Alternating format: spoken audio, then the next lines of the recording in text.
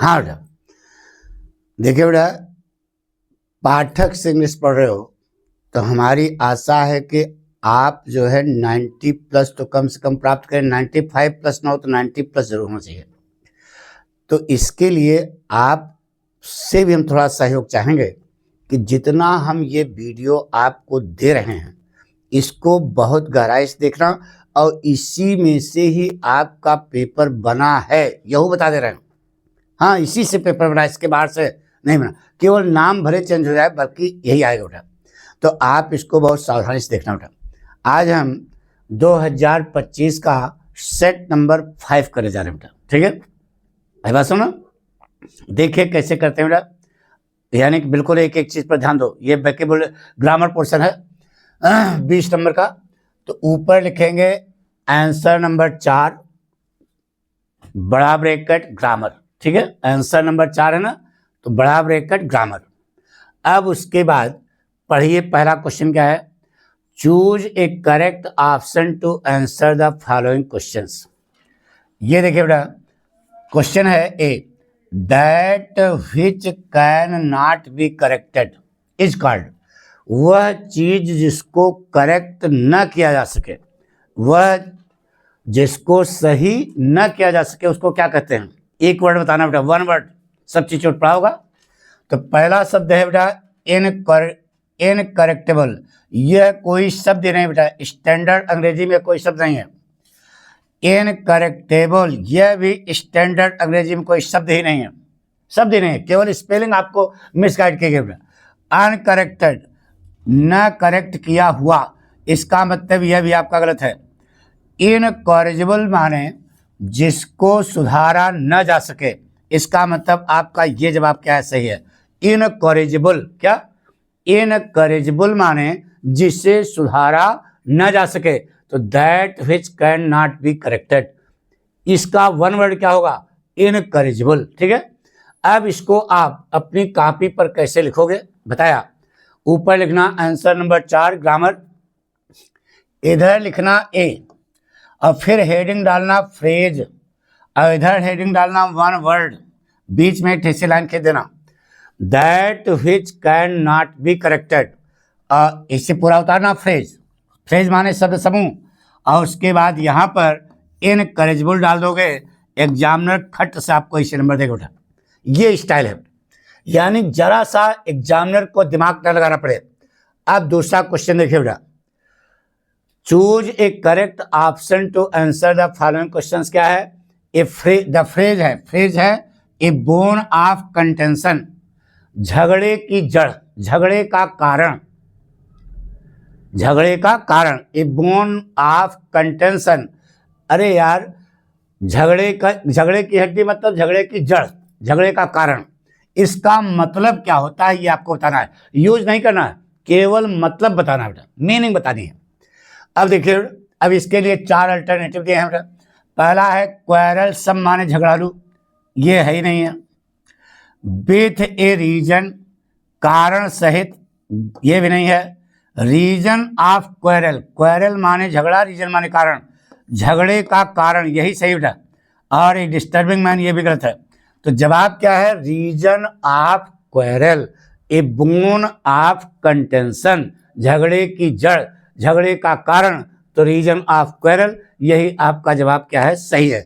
अब इसको कैसे लिखोगे देखिए, वो अब आंसर नहीं लिखना, सीधे इधर लिखना। बी जगह आपके पास होगी, एक पन्ना पूरा लिया इसके लिए, ऊपर हेडिंग डालने के लिए कहा था। इधर लिखोगे फ्रेज और इधर लिखोगे मीनिंग। फ्रेज क्या है? ए बोन ऑफ कंटेंशन, ऐसे उतारोगे, और इधर लिखोगे रीजन ऑफ क्वेरल, झगड़े का कारण। एग्जामिनर खुश होकर के 2 में 2 नंबर आपको देगा बेटा, जो भी नंबर है आपको मिलेगा पूरा का पूरा। अगला क्वेश्चन देखिए बेटा,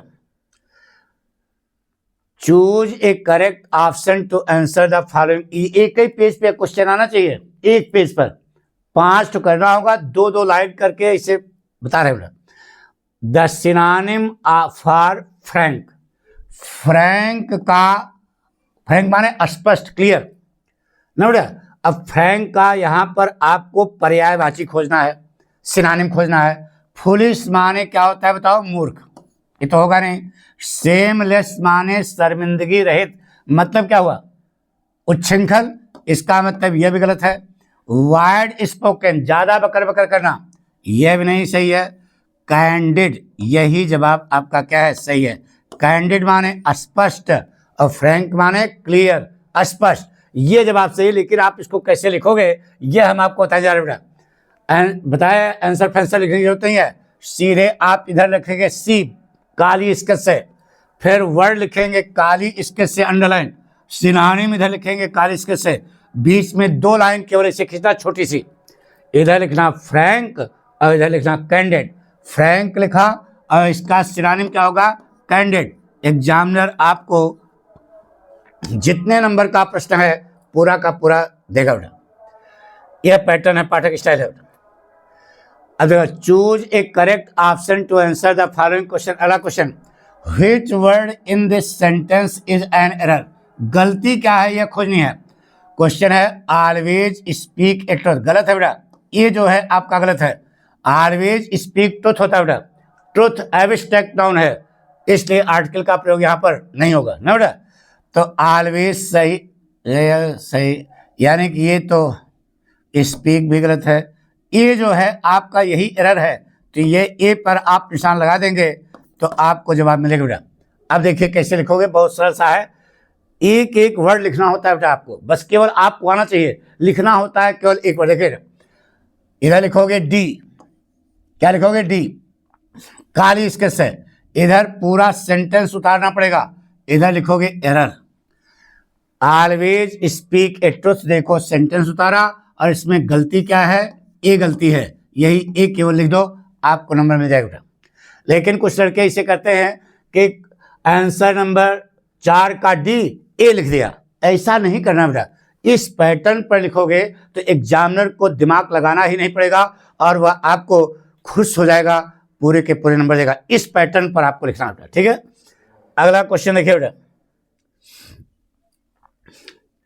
choose a correct option to answer the following questions.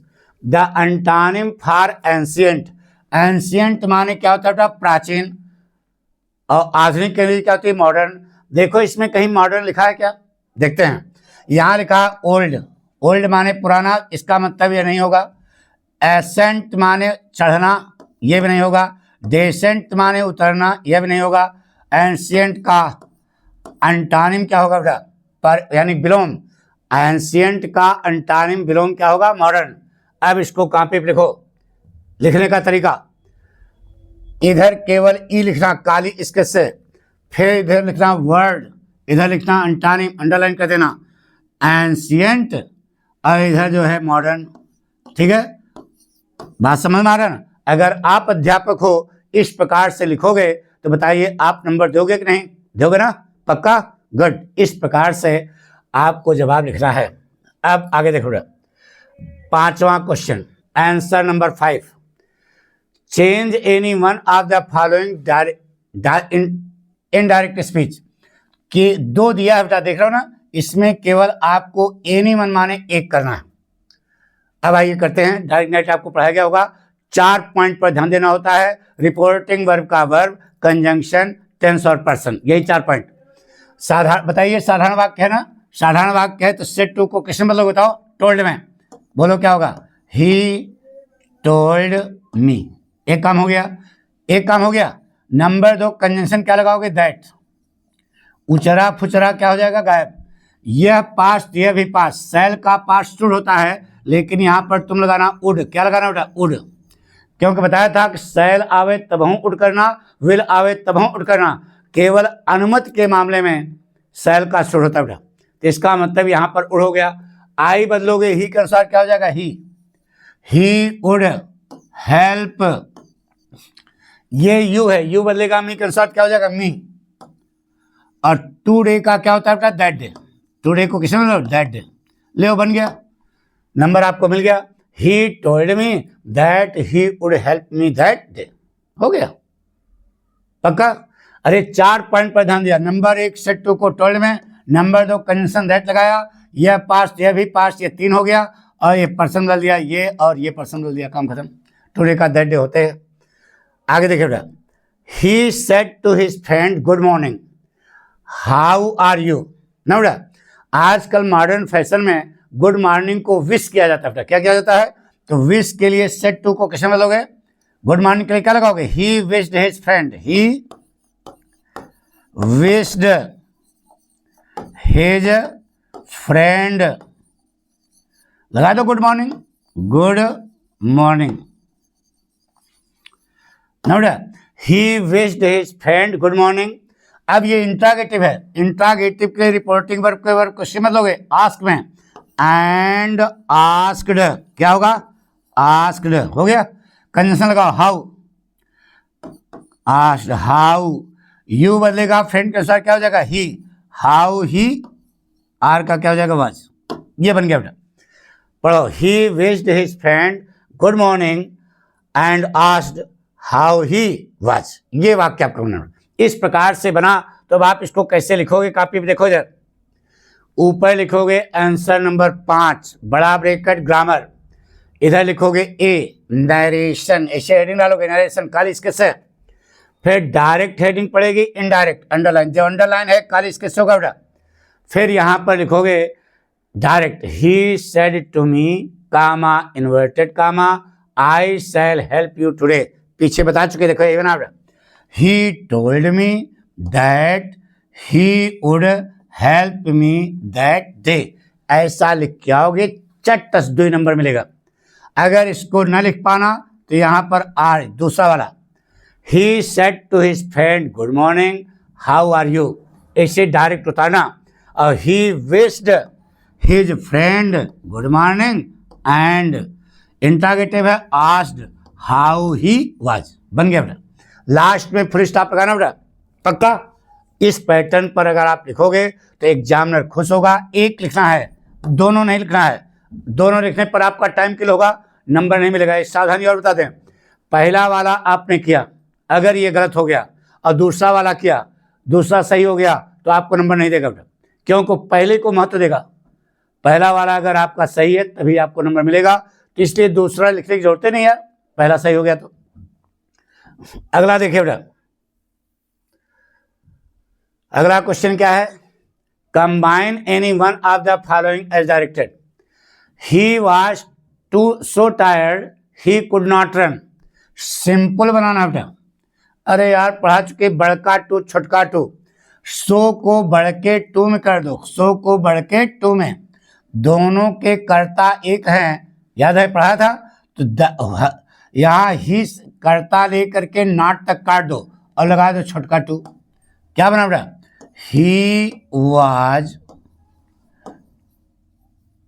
To tired to run, बस बन गया, सिंपल बन गया, एक बार हो गई। He was too tired to run, यही जवाब है आपका, ठीक है।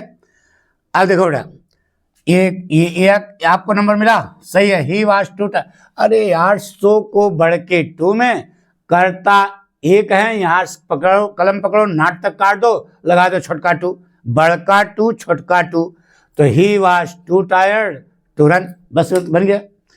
अब नीचे वाक्य हो, the thief was punished the thief was fined, चोर को दंडित किया गया, उस पर जुर्माना किया गया। तो आपको कई ढंग से बना सकते हो, लेकिन एक अच्छा तरीका बताया बेटा। कंपाउंड सेंटेंस में कितने कंजंक्शन है? 4 कंजंक्शन है। कौन सा कंजंक्शन लगेगा? कम्युलेटिव वाला, and, as well as, not only dash dash but also, both dash dash and, ठीक है। तो द थीफ वाज दोनों में है, कॉमन ले लो, क्या बना? कॉमन लेना मालूम है मैथ की तरह, द थीफ वाज कॉमन हो गया। अब not only punished but also find, लगा दो, नॉट ओनली पनिश्ड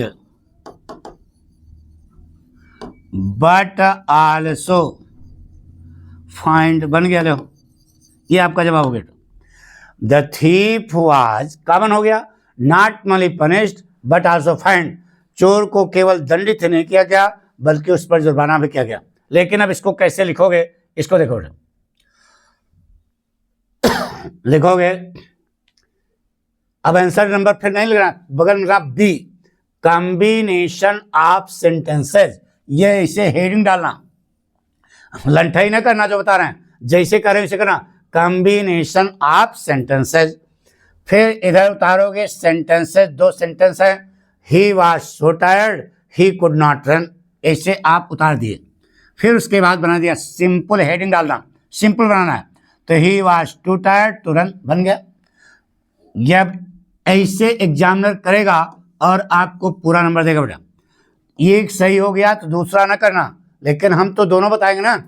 मान लो एक इसमें इसको आ गया, the thief was punished, the thief was find. देखो बेटा सेंटेंसेज ऐसे उतारना, देखो हेडिंग पड़ी है, फिर कंपाउंड इधर हेडिंग डालना, द थीफ वाज कॉमन ले लेना और लगा देना not only punished but also find, बन गया। तो इस प्रकार से आपको अपनी कॉपी पर इसे प्रेजेंट करना है। अब अगला देखिए बेटा, transform any one of the following as directed. Any one केवल एक करना है, बार बार कर रहे हैं, दोनों में से केवल एक करना है। Nainital is not so hot as Agra, क्या बनाओगे? अरे यार कंपैरेटिव डिग्री ले जानी है ना, तो बना दो, वाक उल्टा उठेगा, क्या हो जाएगा? आगरा। नंबर 2 पर टेंस, नेगेटिव है तो अफर्मेटिव, अफर्मेटिव है तो नेगेटिव, तो यहाँ ऊपर नेगेटिव है तो अफर्मेटिव हो गया, आगरा इज। और हार्ट की कंपैरेटिव कर दो बेटा, क्या हो जाएगा? हार्टर। अपने आगे क्या रखती है बेटा? Then. Agra is hotter than Nainital, बन गया, आपका वाक्य बन गया बेटा। कंपैरेटिवली आ गई ना, देखो यार ये आ गई, तो Agra is hotter than Nainital, दोनों का अर्थ है क्या बेटा? नैनीताल उतना गर्म नहीं है जितना कि आगरा, तो इसका मतलब आगरा ज्यादा गर्म है, आगरा नैनीताल की अपेक्षा ज्यादा गर्म है। आपका वाक्य सही हो गया बेटा। अब आगे देखो बेटा, अथवा करके आएगा, their glory can never fade, इसको बनाना है आपको इंट्रागेटिव। इंट्रागेटिव इसके बनाने के दो तरीके आपको बताए थे बेटा। पहली बात तो गाना आपको याद सुना दें, असर्टिव सेंटेंस है, इसको आपको बनाना है क्या? इंट्रागेटिव। तो असर्टिव सेंटेंस के होते हैं दो पार्ट, अफर्मेटिव को इनमें बदल इंट्रो कीजिए नॉट, इंट्रो कीजिए नॉट नोबडी नन को हु में, हु का है वर्चस्व क्षेत्र में एवरीवन के, नो को बदलो एनी में नेवर इवर कहलाता, नेवर को इवर करना है, सहायक क्रिया बाहर कर दो, कैन को पहले कर दो सहायक क्रिया बाहर, और नेवर को इवर में, कैन देयर ग्लोरी, नेवर को किसमें? Ever, ever fade, question mark लगा देना, इंट्रागेटिव बनाना बेटा। Can their glory ever fade, क्या उनका यश कभी समाप्त हो सकता है? नहीं हो सकता। दूसरी स्टाइल बताई थी बेटा, वाक्य में नेवर देखना तो काट देना, और वाक्य के शुरू में लगा देना व्हेन, और वाक्य को इंट्रागेटिव कर देना, when can their glory fade, बन गया बेटा। दो ढंग से बना, तो can their glory ever fade, क्या उनका यश कभी समाप्त हो सकता है? तो उनका यश कभी समाप्त नहीं हो सकता।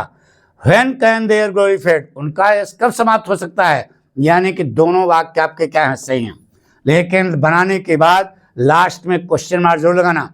अगर ऐसा लिखोगे तो एग्जामिनर खुश होकर के आपको पूरे पूरे नंबर देगा बेटा। आइए देखिए कैसे, ऐसे ना, सी ट्रांसफॉर्मेशन, पॉजिटिव नहीं, पॉजिटिव डिग्री का वाक्य है, कंपैरेटिव बनाना बेटा। Nainital is not so hot, positive degree है और उसको कंपैरेटिव बनाना है, उल्टा उठो, Agra is hotter than Nainital, अभी बताया था, ऐसे लिख देना बेटा। एग्जामिनर खुश होगा, ऐसा लिखा रहेगा तो आह्लादित होगा।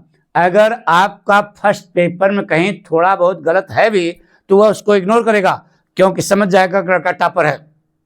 हम लोग वहाँ चेक करते समय देखते हैं बच्चे का टैलेंट, कि उसके अंदर क्षमता है कि नहीं।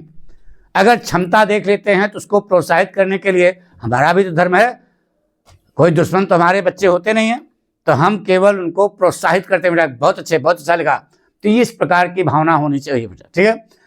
तो असर्टिव सेंटेंस है their glory can never fade. Interrogative बनाना है, देखो can their glory ever fade question mark, सही है। अथवा when can their glory fade, बताया था ना। इस प्रकार से आपको अपनी कॉपी पर दोनों में से केवल एक लिखना बेटा। क्या लिखना है? दोनों में से केवल एक, क्यों क्वेश्चन एक था। अगला क्वेश्चन देखिए बेटा, correct any one of the, any one दो दिया है, केवल एक सही करना बेटा। अब आइए, पहला सेंटेंस है करेक्शन करना है, death is preferable than dishonour. बताया था बेटा देन के जगह क्या लगेगा? टू। कई बार बताया, ये आएगा, सुन लो ध्यान से, ये आएगा, पक्का आएगा जो बताते जा रहे हैं। 8 वर्ड याद रखना बेटा, senior, junior, superior, inferior, prior, prefer, preferable और एल्डर। फिर से, senior, junior, superior, inferior, prior, prefer, preferable और एल्डर। इनके बाद देन का प्रयोग वर्जित है। क्या लगता है बेटा? टू। तो देखो बेटा प्रेफरेबल आया, इसलिए टू आपका क्या हो गया? सही हो गया। ठीक है, अगला देखो बेटा, if he will come I shall go with him. अरे यार, कंडीशनल सेंटेंस दोनों फ्यूचर में है बेटा, देख रहे हो ना। तो जो शर्त वाला भाग है, ये शर्त वाला, ये प्रेजेंट में होता है बेटा। फ्यूचर इंडेफिनिट है तो प्रेजेंट इंडेफिनिट हो गया। If he comes I shall go with him, यही इसका जवाब सही है। अब इसको कॉपी कैसे लिखोगे? देखो यार, यहां लिखोगे डी, करेक्शन। इनकरेक्ट उतारा, death is preferable than dishonour. Correct क्या है? देन की जगह क्या लगा दिया? केवल टू। एग्जामिनर खट्टस मारेगा और आपको पूरा नंबर देगा बेटा। Incorrect, if he will come I shall go with him. तो शर्त वाले भाग को किसमें कर, दोनों फ्यूचर में, शर्त वाला भाग किसमें आ जाएगा? प्रेजेंट में। तो यहां प्रेजेंट में कर दो, if he comes, future indefinite, present indefinite कर दिया। एग्जामिनर खुश हो गया और पूरा का पूरा नंबर आपको दिया। यह चीज, लेकिन दोनों में से केवल एक ही करना बेटा, अपना टाइम किल न करना। अगला क्वेश्चन देखिए बेटा, अगला क्वेश्चन क्या है? ई, यूज एनी वन ऑफ, केवल दोनों जोड़ों में से केवल एक जोड़े को सही करना बेटा। एक जोड़े को क्या करना है? यूज करना है, जिससे दोनों शब्दों का अर्थ पता लग जाए। तो दोनों में से केवल एक करना है, क्योंकि वहां पर एनी वन लिखा है। ठीक है, अब इसको कॉपी कैसे लिखोगे? देखिए इधर, कि इधर लिखना ई, यहां हेडिंग डालना कंफ्यूजिंग वर्ड्स, भ्रम पैदा करने वाले शब्द। इधर लिखना वर्ड, इधर लिखना their usages, their use. Number 1, empire माने साम्राज्य। और यह अंपायर जो रेफरी होता है ना, क्रिकेट में अंपायर नहीं होते हैं, वो उसके लिए उसकी स्पेलिंग है। तो अरे यार, इसका अर्थ होता है राज्य, और ये अंपायर का अर्थ होता है क्या? क्रिकेट के मैदान में अंपायर नहीं होते दो ठो, उसकी स्पेलिंग ये है।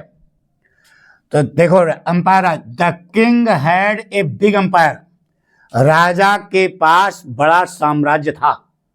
The king had a big empire, यानी कि राजा के पास बड़ा साम्राज्य था। एम्पायर का यूज हो गया, वेरी गुड, सही है। इस प्रकार से एग्जाम। और ये अंपायर क्या है? The decision of umpire. अरे वो अंगुली नहीं उठा देता इसे आउट। तो the decision of umpire, umpire का जो डिसीजन था वह रॉन्ग माने गलत था। अरे यार, चले गए वहां थर्ड अंपायर के पास, तो उसने कह दिया नॉट आउट, और इन्होंने आउट दिया था, तो रॉन्ग हो गया ना। The decision of umpire was wrong. पक्का? इस प्रकार से सरल भाषा में आप अपनी बात को प्रस्तुत कर सकते हो ना, यही चीज हम जानना चाहते हो बेटा। अब गाइड वाइड में दुनिया भर की नौटंकी लिखी होगी, तो उससे नहीं, सरल सा अपनी बात को कैसे कहोगे ये तो। अब देखो बेटा, यहाँ लिखा है चेक, चेक माने रोकना, और चेक 10,000 का चेक नहीं देते हो, वो चीज है। आइए बेटा, the teacher checked my copies, अध्यापक ने मेरी कॉपी क्या की? चेक की। अरे यार सही है, वर्ब लगा दिया, चेक वर्ब के रूप लगा दिया। और राम गेव श्याम ए चेक, राम ने श्याम को एक चेक दिया। आप इस प्रकार से अगर अपनी कॉपी पर लिखोगे तो एग्जामिनर ग्रामर जब जान जाएगा लड़का टॉपर है, तो वह जो है आपको पक्का नंबर देगा बेटा, 100% देगा। मान लीजिए